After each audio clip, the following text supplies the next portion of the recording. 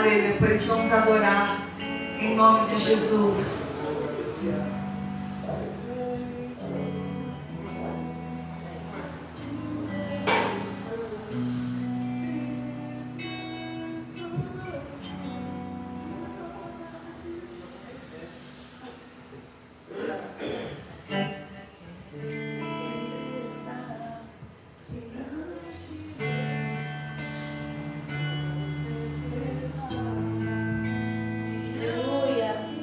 Teu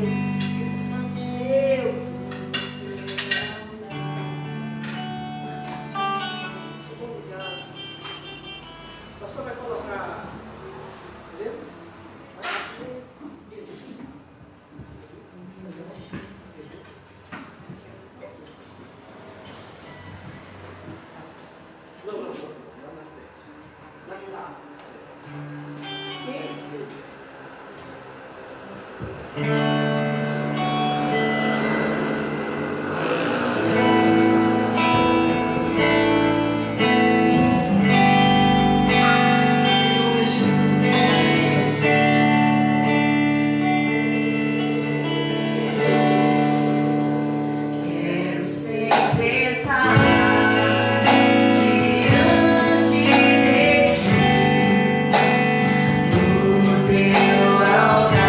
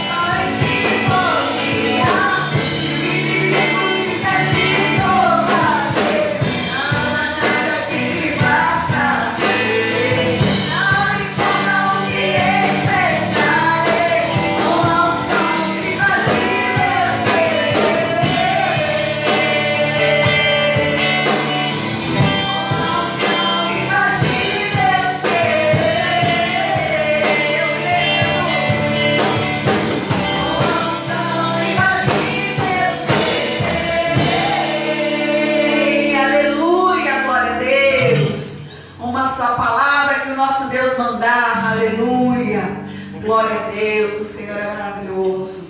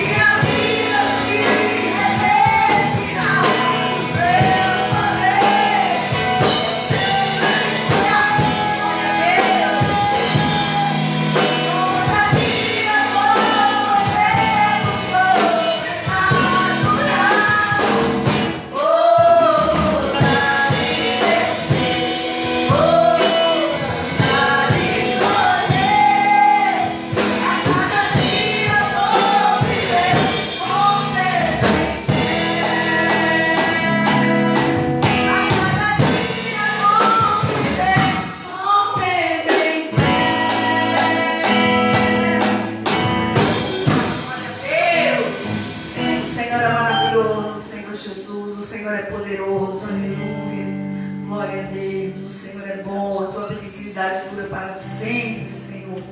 Aleluia.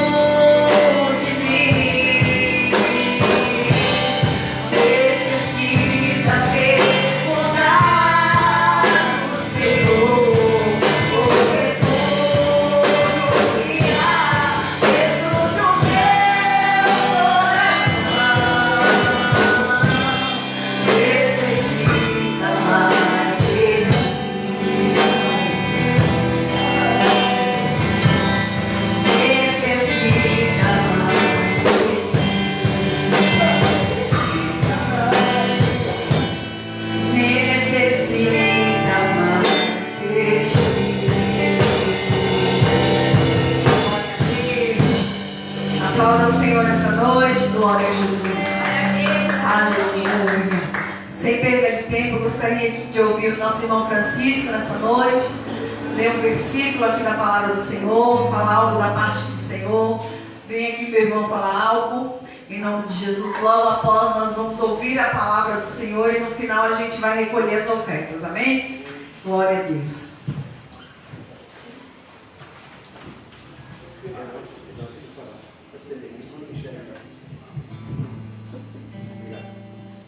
Graça e paz. Amém. Está lotado hoje, hein? Glória a Deus. Está cheio de anjos aqui. Quem crê nisso aí? Eu creio. Glória.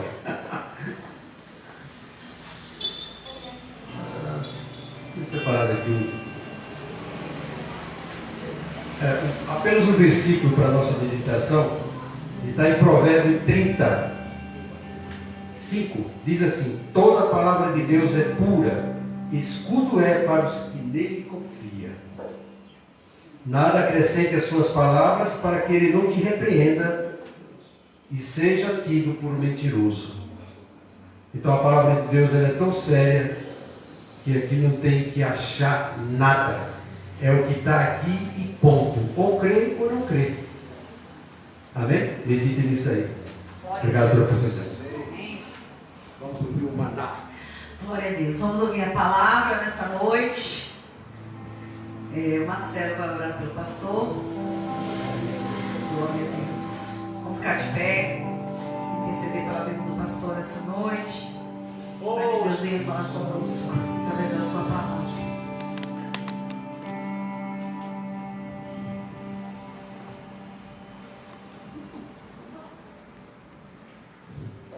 Glória a Deus. Oremos ao Senhor. Deus é eterno, Tu és santo, Senhor. Nós Te louvamos, ó Deus. Nós adoramos o Teu nome nesta noite. Porque só Tu és santo, porque só Tu és digno, só Tu és merecedor de toda a glória, de todo o amor, Senhor. E foi para isso que nós nascemos e para isso que nós estamos aqui, para Te adorar, Senhor. Agora queremos ouvir a Tua palavra, Senhor, através do Teu servo, nosso pastor Davi. Que seja como antes, ó Deus, Senhor, venha usar cada vez mais e mais e mais, Senhor.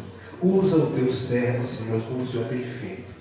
E encontre os nossos corações abertos para ouvir a Tua palavra, as nossas mentes cativas a Ti, Senhor. No nome de Jesus. Amém. Glória a Deus. Queridos, eu os cumprimento com a paz do Senhor Jesus. Louvamos a Deus por tudo aquilo que Ele tem feito, por tudo aquilo que Ele tem falado aos nossos corações.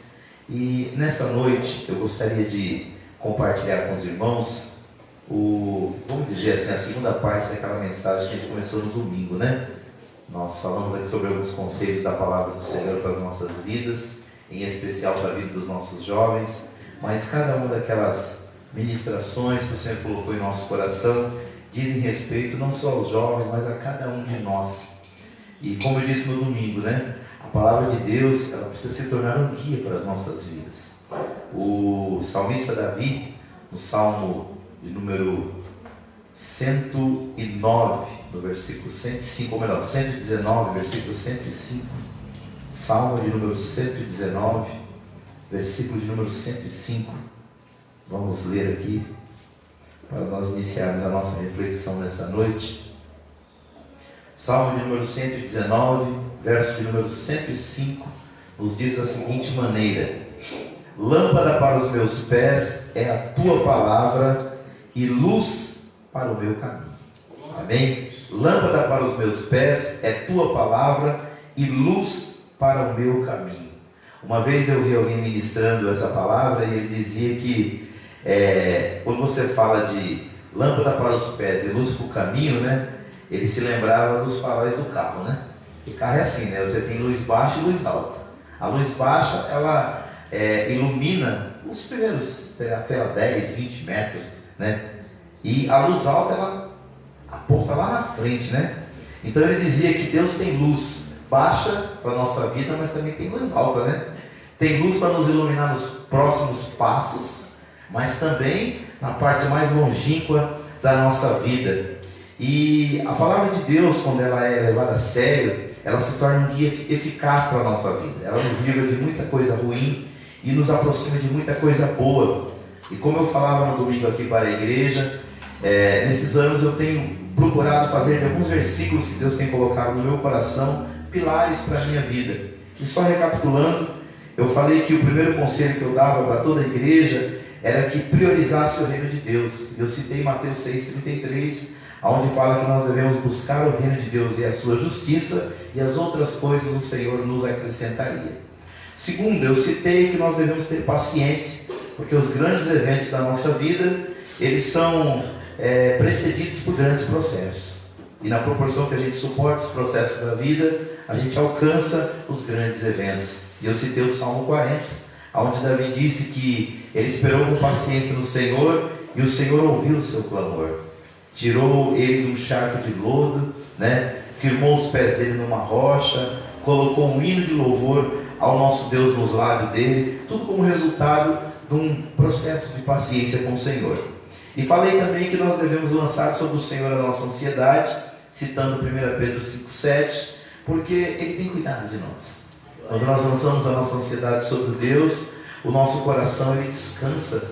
E se tem uma coisa boa é nós tomarmos as nossas decisões quando o nosso coração está em paz. Quando a gente toma decisões com a alma conturbada, a maioria dessas decisões às vezes a gente se arrepende, né? E fechei a ministração falando que nós devemos perdoar quem nos ofendeu e magoou, porque não perdoar é beber veneno e querer que o outro morra, né? E eu citei o Salmo 6, ou melhor, Mateus 6, versículo 12 até o 15, onde Jesus inseriu esse princípio na própria oração do Pai Nosso, quando seus discípulos pediram para ele lhes ensinar a orar, como João fez com seus discípulos.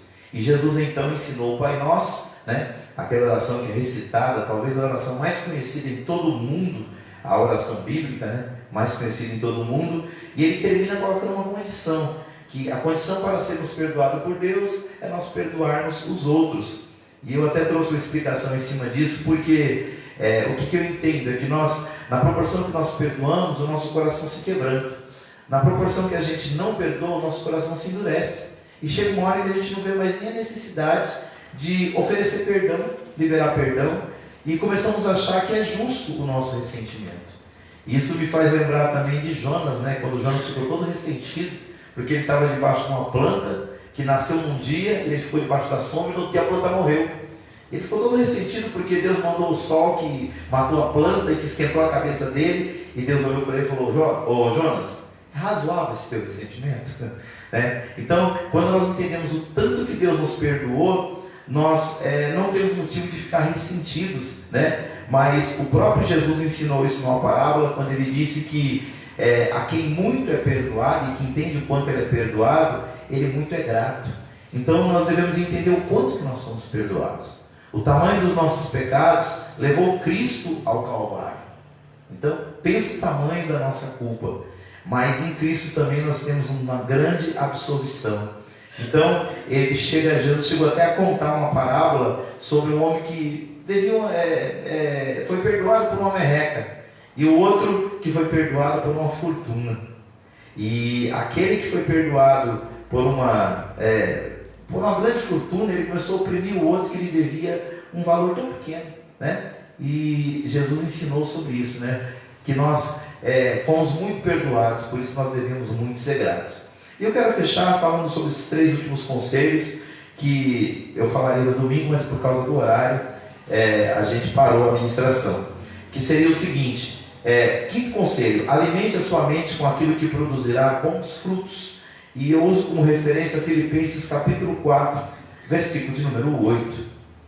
É um versículo que tem me acompanhado na minha caminhada e que muito tem ajudado o meu coração e as minhas tomadas de decisões. Diz assim, Filipenses 4, versículo 8: quanto ao mais, irmãos meus, tudo o que é verdadeiro, tudo o que é honesto, tudo o que é justo, tudo o que é puro, tudo o que é amável, tudo que é de boa fama, se há alguma virtude e se há algum louvor, nisto pensai.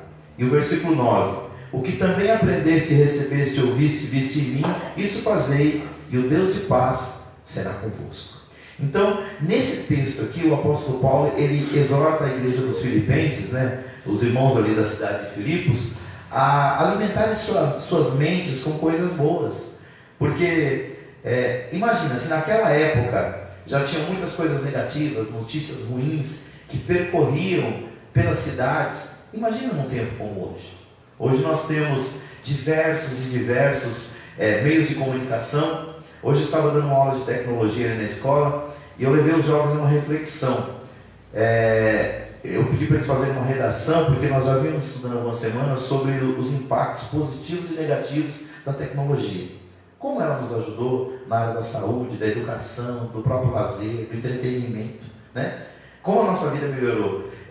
Quantas coisas que nós precisávamos. Eu sou de uma época que a gente precisava fazer um trabalho, a gente tinha que ir lá na biblioteca, pegar um livro, né? E aí tinha que ler vários trechos daquele livro, às vezes até o livro todo, para você fazer um trabalho. Hoje você pede um resumo de um livro para o aluno, daqui 15 minutos o resumo está pronto, né? E o aluno vai lá, busca e encontrar aí um danado no site. Porque antigamente era assim, você pedia um trabalho para o aluno e pedia para ele não trazer Ctrl+C e Ctrl+V, né? Não era para copiar e colar e trazer. Era para ele colocar com suas próprias palavras. Inventar um site, né? Onde as palavras são mudadas. Então a pessoa pega o texto, né? Faz um plágio, joga lá nesse site. O que o site faz? O site recria para você o texto.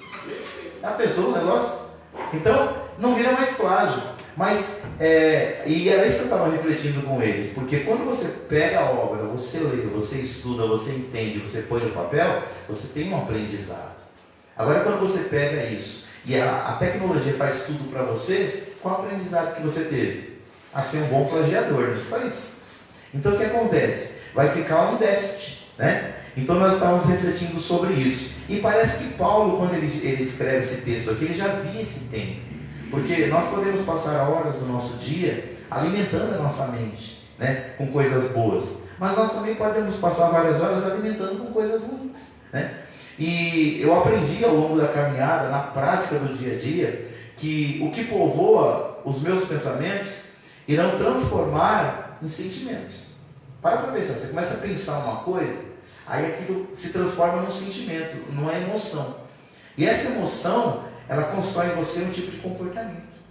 Não é assim? Se você, por exemplo, você está até feliz, aí chega alguém e te conta uma baita, uma história triste, ainda que real, e você fica o dia inteiro remoendo aquilo dentro de você, daqui a pouco você está não só com um pensamento triste, você está com um sentimento de tristeza dentro de você. E daqui a pouco essa tristeza ela começa, né, ser aparente para aqueles que estão ao seu redor. Porque a Bíblia fala que o coração alegre ela formoseia o rosto, mas o coração triste ele decai o nosso semblante.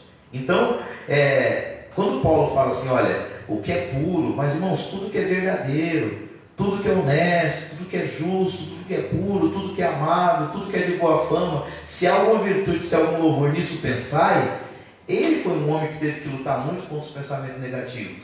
Porque para pensar, ele foi um homem que abandonou toda a sua erudição, todas as suas cátedras, para viver em prol do reino de Deus. Isso custou para ele um preço muito caro. Eu tenho certeza que direto o inimigo jogava isso na cara dele, está vendo? Você foi servir a Deus com fidelidade, olha a vida que você está vivendo.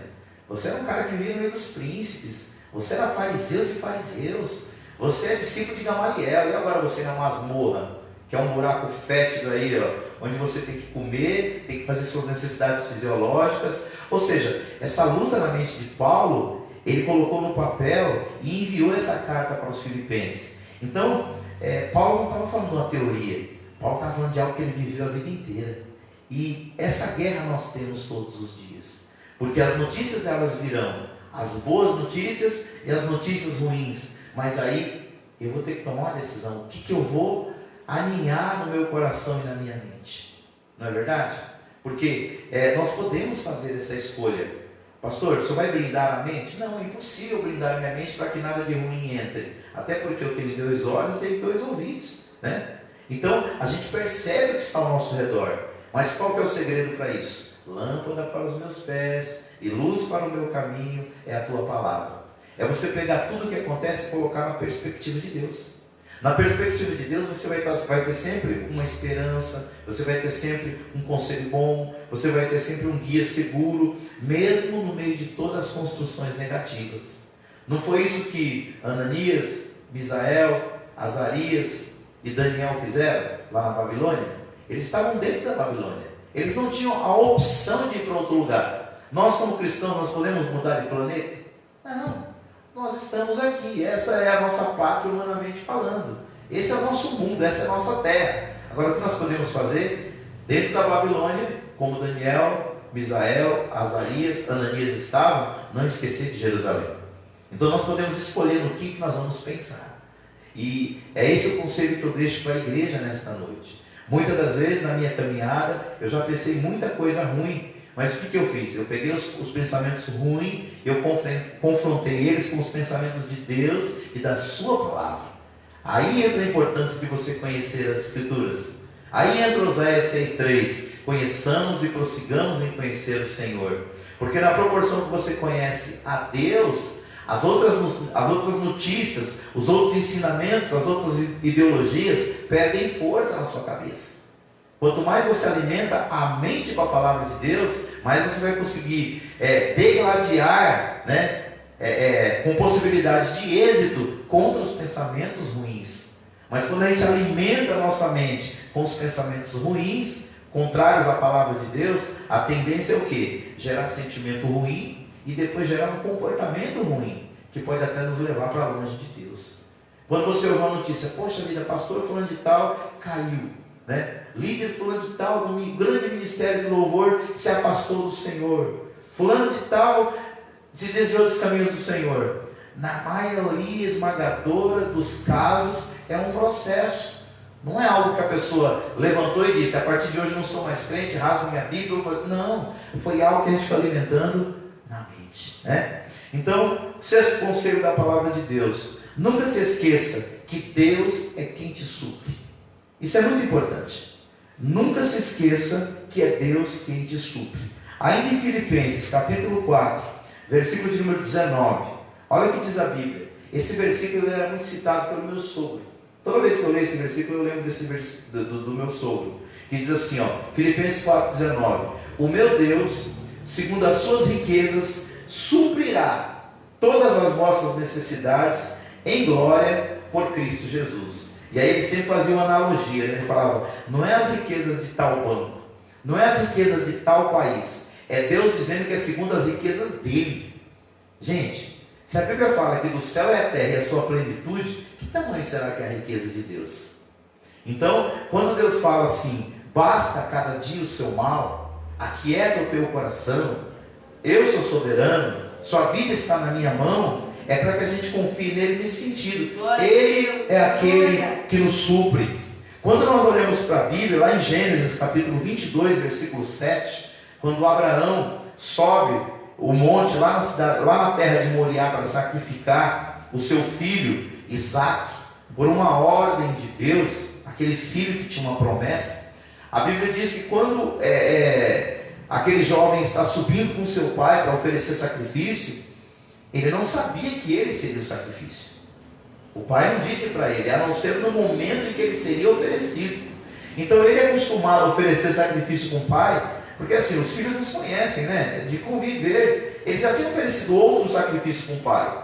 E ele sabia que para oferecer o sacrifício tinha que ter o cutelo, tinha que ter o fogo, tinha que ter o altar, tinha que ter a lenha, mas também tinha que ter o quê? A oferta. E cadê a oferta? Aí o filho olhou para o pai, falou, olha, os homens já ficaram lá embaixo com o jumento aguardando a gente adorar, porque qual foi a fala do pai? Ficai aqui com o jumento, falou para os dois servos, nós iremos, adoraremos e voltaremos. E o escritor da carta aos Hebreus diz que ele acreditava que Deus era poderoso até para ressuscitar o filho dos mortos, porque Deus tinha feito uma promessa para aquele rapaz. Quando nasceu Ismael, Deus disse para ele, olha, esse vai ser uma grande nação também, mas ele não é o filho da promessa. O filho da promessa ainda vai nascer, e daria 1 ano, Sara deu à luz. Então Abraão estava tão consciente de que Deus tinha falado com ele, que ele não tinha medo de oferecer o filho. Ele sabia que ele ia oferecer o filho, se Deus assim permitisse, mas Deus ia ressuscitar das cinzas, porque Deus tinha uma promessa com o rapaz.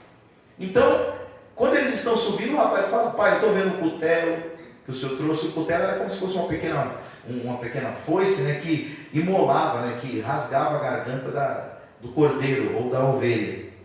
E ele fala, estou vendo o cutelo, estou vendo que o senhor trouxe fogo, bem provável que trazia já o fogo aceso e uma vasilhazinha. Estou vendo aí que o senhor trouxe lenha, mas cadê o cordeiro?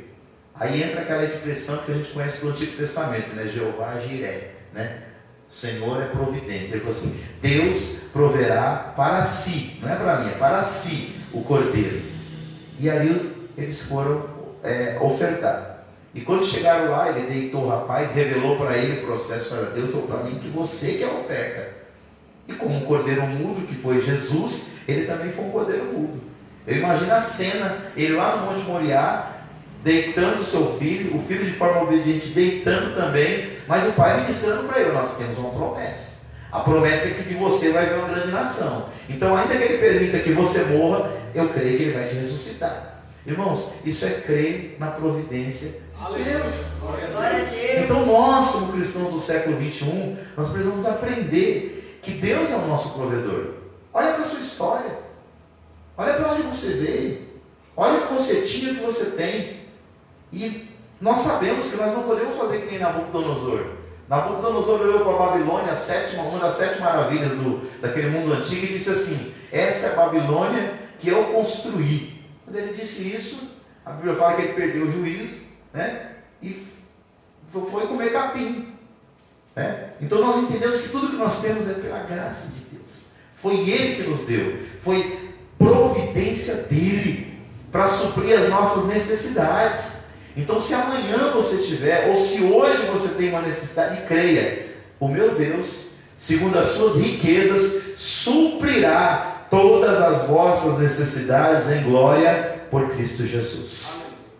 Alguns meses atrás, eu fui levar o meu genro para fazer uma cirurgia em Sorocaba, lá no Banco de Olhos de Sorocaba, que eu acredito que já foi uma providência de Deus. Ele bateu aqui em São Paulo em vários lugares, não conseguia fazer a cirurgia, e Deus abriu as portas e ele foi fazer lá. Nesse dia eu fui com a minha filha, ele entrou para fazer a cirurgia, eu fiquei conversando com ela. Ela virou para mim e falou: pai, eu e o Vanderlei estamos de malas prontas, nós vamos para Portugal. Eu quase que eu caí de costa. Gente, Portugal não é ali, não é na Baixada Santista. Portugal é 12 horas de avião daqui do Brasil. Eu falei: mas como é essa história? Ela me contou a história. Na hora meu coração, né? Coração de pai, ficou meio apreensivo. Mas o que eu fiz? Eu fiz o que eu faço há 30 anos quando eu me deparo com a situação que eu entendo. E com as que eu entendo também. Eu fui orar. Coloquei na mão de Deus. Eu disse: Senhor, Tu és Jeová Jireh. Tu és o Senhor de toda providência. Se for para ir, é minha filha, é meu genro, que agora é como se fosse meu filho. Eu os abençoo. E que seja feito o Teu querer, a Tua vontade, e que se cumpra na vida dele as Tuas providências, como o Senhor tem cumprido na minha. Irmãos, orei e coloquei na mão do Senhor, fui descansar, e estou descansando até agora.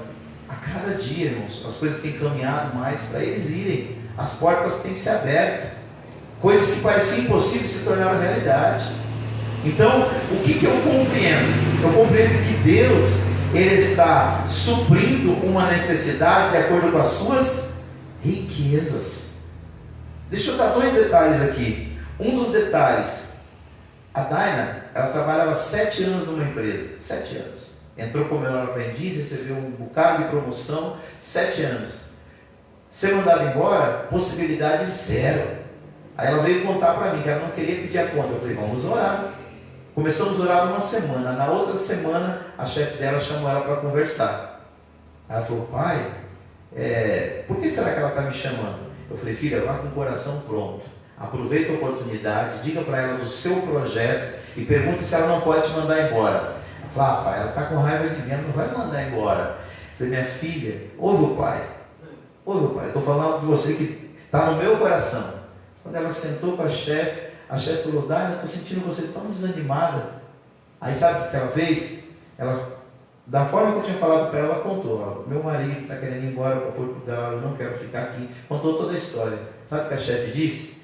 Querida, tem um projeto aí para mandar alguns funcionários embora. Eu posso te colocar na lista. Irmãos, são coisas que não é a gente que faz, é Deus quem faz. Mas a bênção não termina por aí, porque ela contou isso.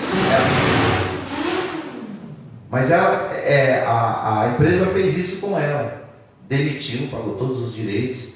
Só que na mesma semana que ela estava sendo demitida, uma outra empresa entrou em contato para ela começar a trabalhar na segunda-feira. Ela foi demitida na sexta, começou na outra na segunda. A outra é home office, você trabalha em casa, só que ela pode trabalhar de qualquer canto do mundo. Glória a Deus. Você está entendendo? Então, são coisas que é só Deus quem faz. Mas Ele faz quando? Nós reconhecemos que há um Deus que supre todas as nossas necessidades. Deixa de desespero, meu amigo. Deixa de desespero, minha amiga. Quantas vezes Deus já provou que Ele é fiel na tua vida, que Ele cuida de você. Ele chegou a dizer, lá em Mateus capítulo 6, que Ele alimenta os pássaros que não plantam e nem colhem, que Ele veste os lírios do campo como nem Salomão se vestiu. Aí Ele diz assim: quanto mais vós, homens de pouca fé, né? Então que a gente confie. Há um Deus que ele tem prazer em suprir as nossas necessidades. E o último conselho que eu deixo para vocês é: a maneira que você encara a morte determinará a maneira que você viverá sua vida. Isso ficou muito claro para mim assim que eu entreguei minha vida para Jesus. Uma das coisas que mais eu ouvia nos momentos de apelo era aquele louvor: meu amigo, hoje você tem uma escolha, vida ou morte, qual você vai aceitar? Amanhã pode ser muito tarde, hoje Jesus Cristo quer te salvar. E no meu primeiro ano de caminhada, eu decorei Hebreus capítulo 9, versículo 27, que diz: ao homem está ordenado morrer uma só vez, e depois disso vem o juízo. No dia que fizeram aquele apelo para mim, esse foi o versículo que mais bateu na minha mente, porque eu sabia que se eu morresse naquela noite de sexta-feira, sem entregar minha vida para Jesus, eu sabia exatamente para onde eu ia. Porque na minha infância, minha mãe nunca deixou de me ensinar que só havia dois caminhos. Um era estreito, um era apertado, mas o final dele era a salvação em Cristo Jesus. O outro era largo, o outro era espaçoso, fácil de caminhar, mas o final dele era de condenação. Então, minha mãe sempre disse: haverá duas ressurreições, uma de justo, outra de injustos. Naquela sexta-feira, 27 de agosto de 1993, eu tinha plena convicção: se eu morresse após aquele culto, sem ter aceitado a Jesus Cristo, ou sem ter voltado para Ele, eu sabia para onde eu ia. Então naquela noite eu entendi o seguinte, que a maneira que eu viveria a minha vida definiria, a maneira que eu encarava a morte, definiria a maneira que eu ia viver a vida. Aquilo ficou muito claro para mim naquela noite.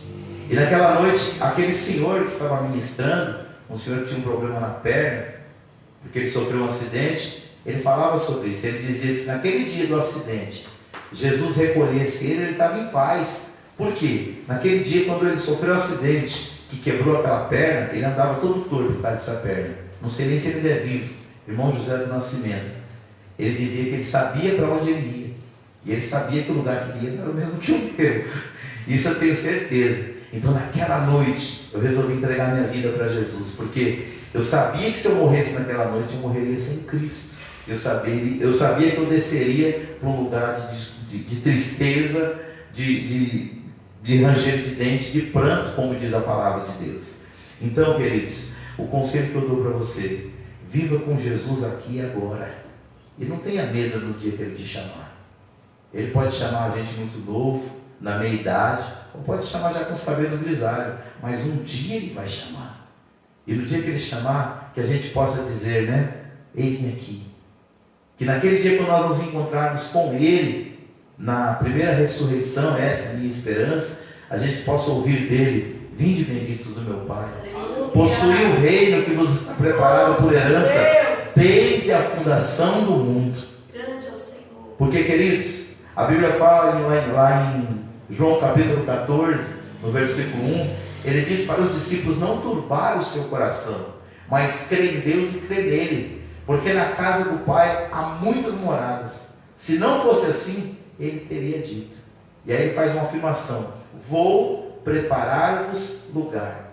Irmãos, ele disse para o seu colégio apostólico, mas aquela palavra de João capítulo 14, versículo 1 e 2 e 3, vale para todos os discípulos de Jesus, em todo o tempo, em todas as épocas, até que Ele venha nos buscar. Ele diz assim: quando eu for e vos preparar lugar, virei e vos levarei para mim mesmo, para que onde eu estiver, estejais vós também.